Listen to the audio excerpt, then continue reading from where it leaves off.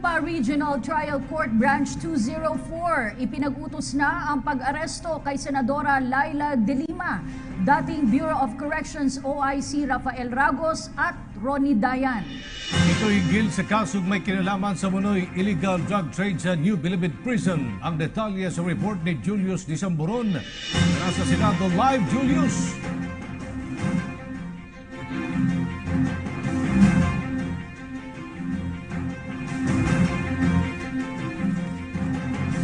Salamat at magandang gabi, Kathy and Aljo. Alas 2 nga ngayong hapon, naglabas na ng warrant of arrest si Executive Judge Juanita Guerrero.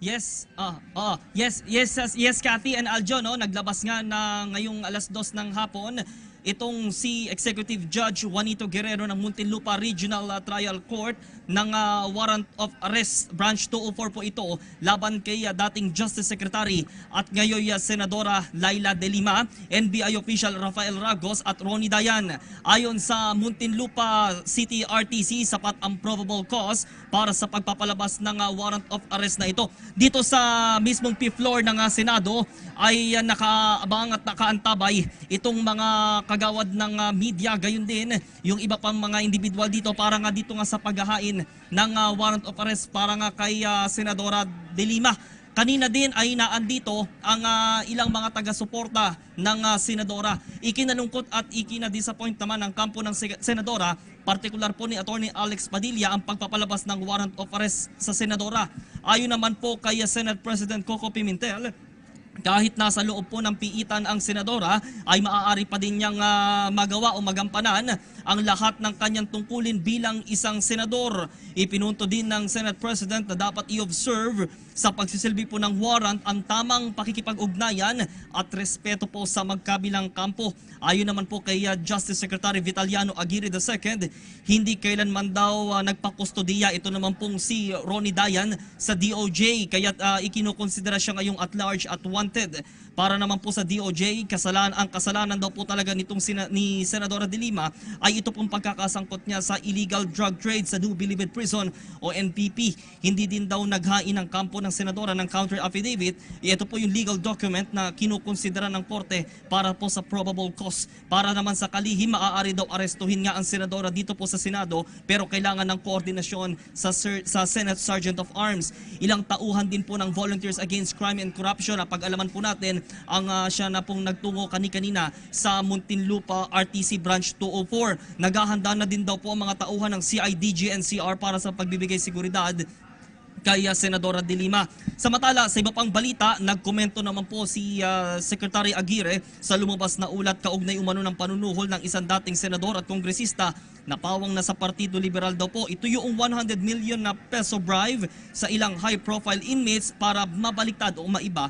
Ito pong kanilang testimonya laban po sa senadora bago po itong itinakdang February 25 kung saan nga po may kaugnayan sa EDSA People Power Revolution at makahikayat po ng mga tao. Pakinggan po natin ang pahayag po ni Secretary Vitaliano Aguirre II. Tinawagan sila na hindi inmate. Sinabi doon sa tinawagan na yon na tatawag yung congressman. So tinawagan naman.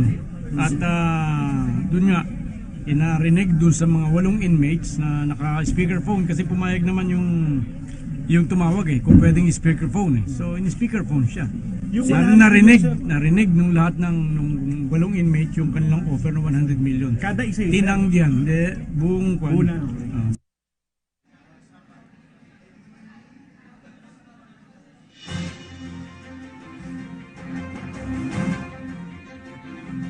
Ilan po dun sa mga inmates na tumistigo po laban kay Senadora De Lima ay sina Herbert Colanco, Engelbert Aseñas Doreno, Vicente C., Jojo Balicad at Peter Co. Antabayanan pa din po ninyo po dito sa PTV News ang pinakahuling detalye kaugnay po dito nga po sa pagsisilbi po ng warrant of arrest laban kay Senadora Laila De Lima.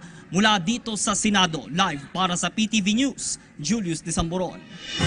Salamat Julius Disamboron. Muntinlupa Muntinlupa Regional Trial Court Branch 204, ipinag-utos na ang pag-aresto kay Senadora Laila De Lima, dating Bureau of Corrections OIC Rafael Ragos at Ronnie Dayan. Ito hinggil sa kasong may kinalaman sa munoy illegal drug trade sa New Bilibid Prison. Ang detalye sa report ni Julius Disamboron. Tara sa Senado Live, Julius!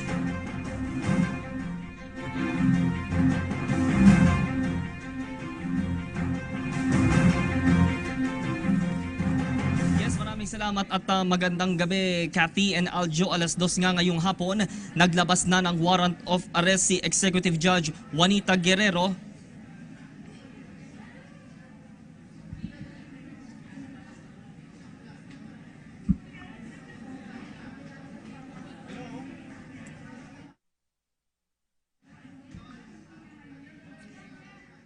Yes, Kathy and Aljo, no, naglabas nga na ngayong 2:00 ng hapon itong si Executive Judge Juanito Guerrero ng Muntinlupa Regional Trial Court ng warrant of arrest branch 204 po ito laban kay dating Justice Secretary at ngayon Senadora Laila De Lima, NBI official Rafael Ragos at Ronnie Dayan. Ayon sa Muntinlupa City RTC, sapat ang probable cause para sa pagpapalabas ng warrant of arrest na ito.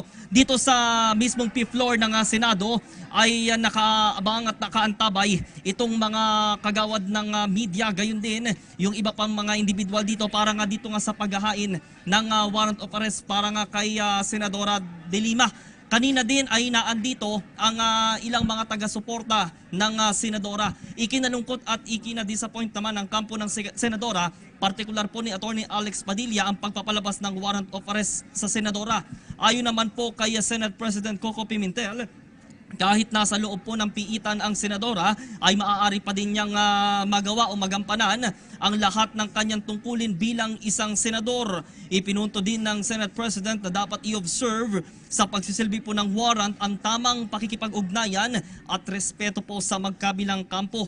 Ayon naman po kay Justice Secretary Vitaliano Aguirre II, hindi kailanman daw nagpakustodiya ito naman pong si Ronnie Dayan sa DOJ, kaya ikinukonsidera siya ngayong at large at wanted.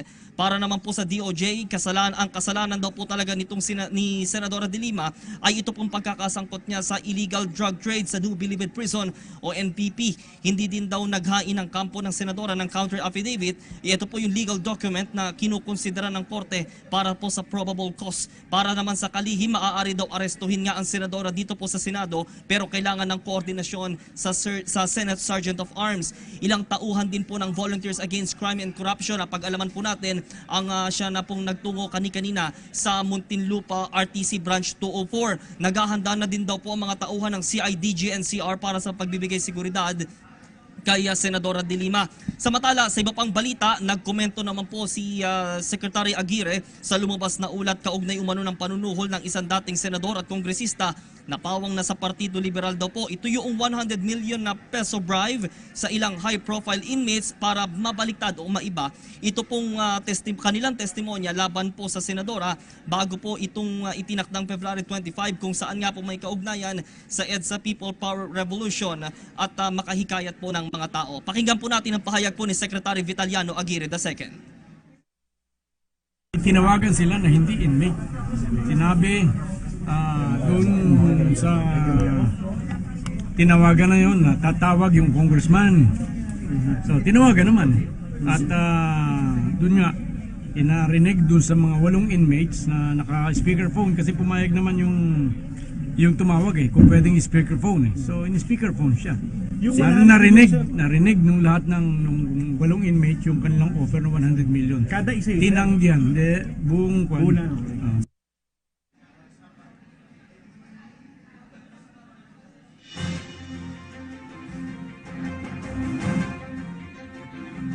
Ilan po dun sa mga inmates na tumistigo po laban kay Senadora De Lima ay sina Herbert Colanco, Engelbert Aseñas Doreno, Vicente C., Jojo Balicad at Peter Co. Antabayanan pa din po ninyo po dito sa PTV News ang pinakahuling detalye kaugnay po dito nga po sa pagsisilbi po ng warrant of arrest laban kay Senadora Laila De Lima.